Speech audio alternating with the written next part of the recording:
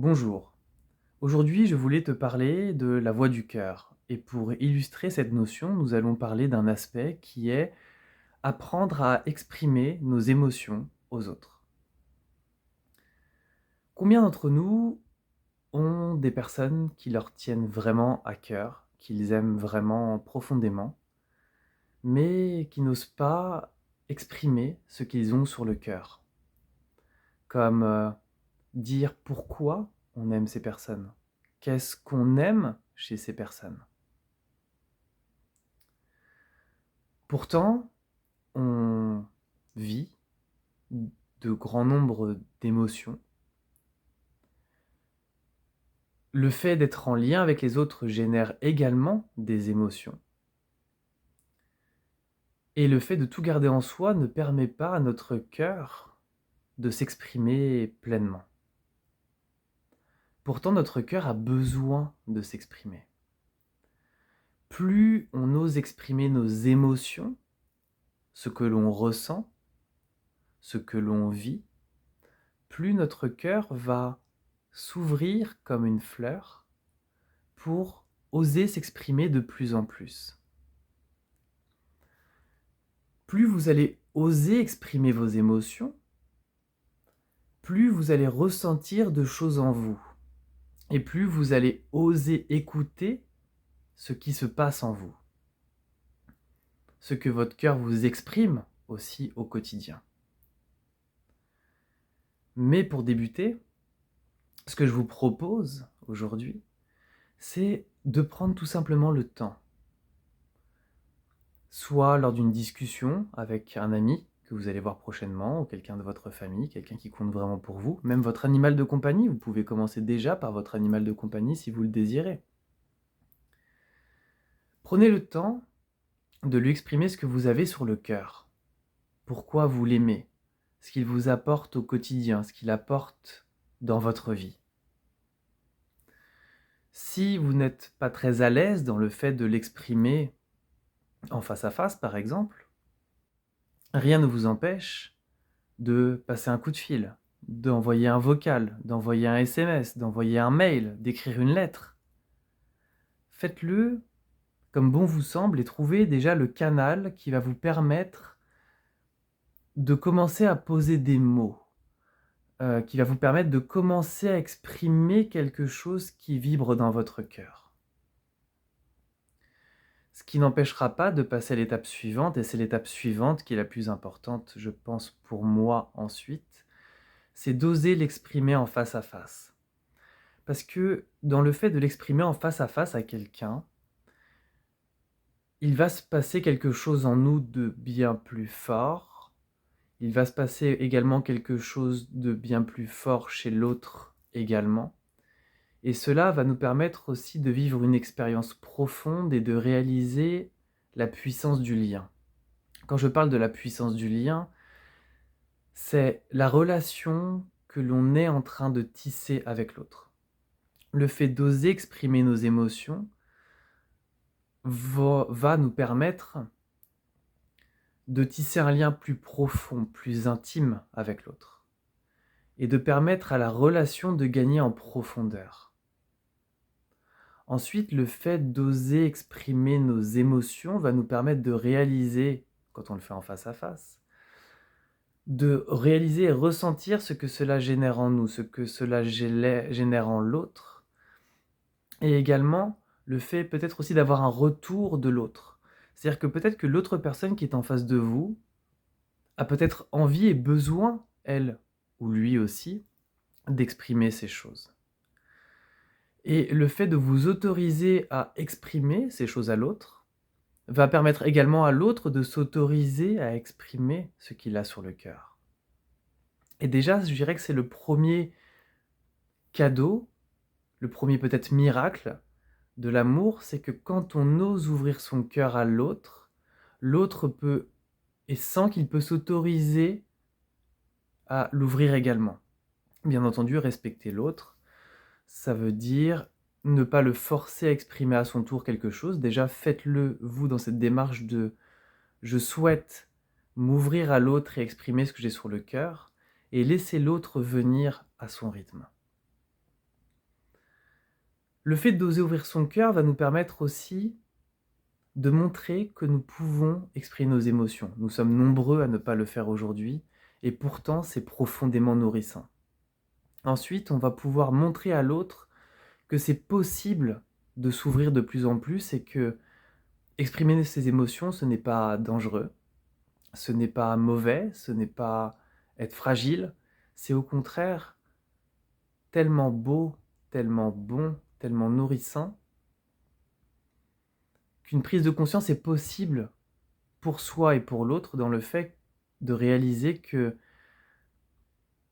quand j'ose exprimer mes émotions, je me sens pleinement vivant, pleinement vibrant.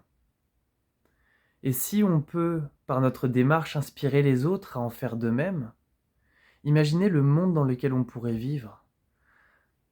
Si déjà on ose exprimer nos émotions à ceux que l'on aime, mais qu'après on passe à l'étape suivante, d'oser lors d'un repas avec des inconnus ou lors d'un moment au bar avec des inconnus, par exemple rencontrer des amis de nos amis, et d'oser leur dire à notre tour en quoi nous avons apprécié être avec eux, en quoi cela nous a fait du bien d'être avec eux. C'est aussi exprimer ce qu'on a dans le cœur.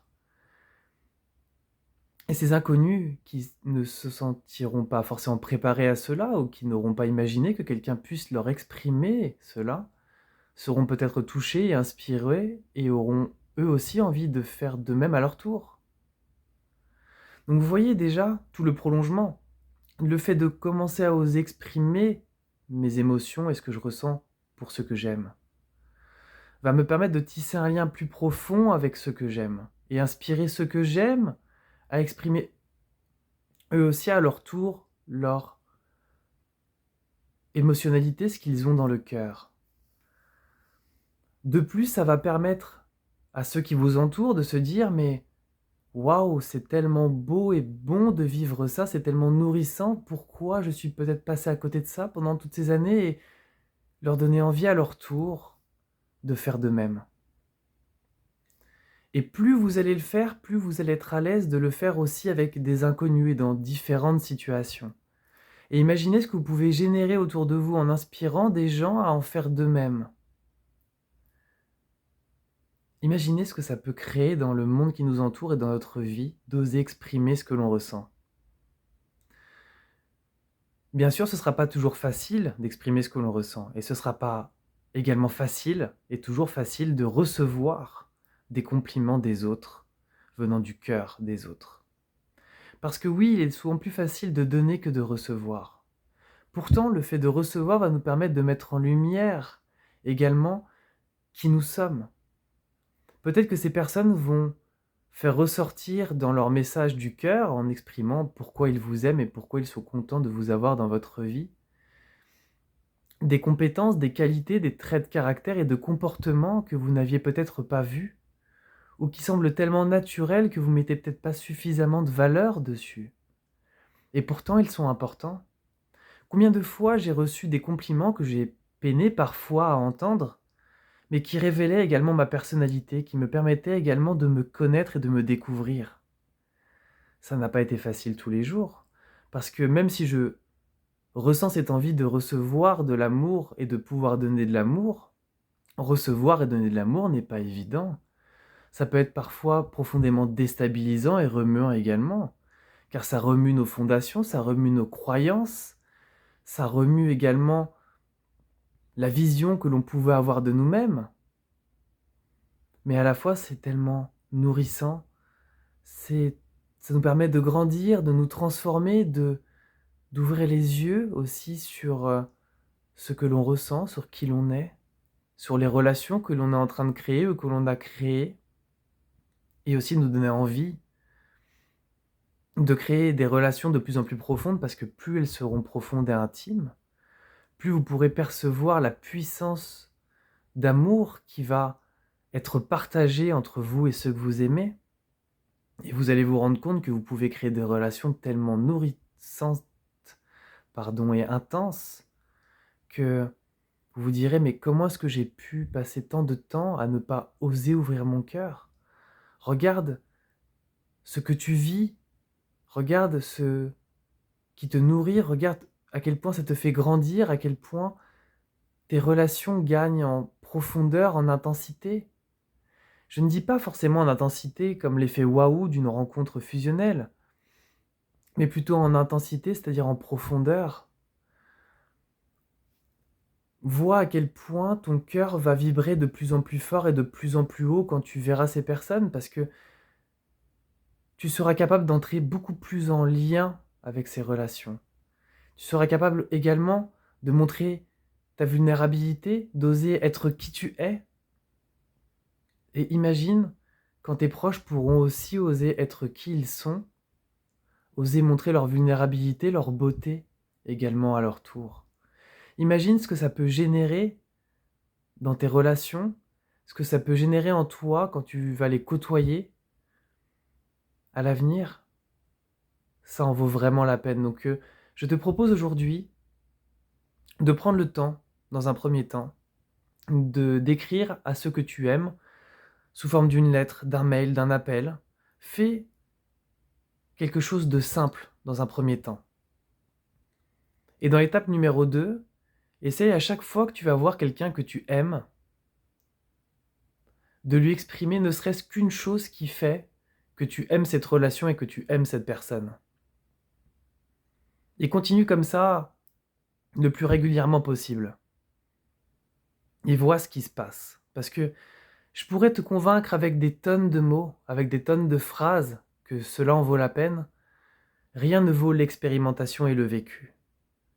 Pour réaliser la portée du fait d'oser exprimer ce que l'on a sur le cœur à ceux que l'on aime.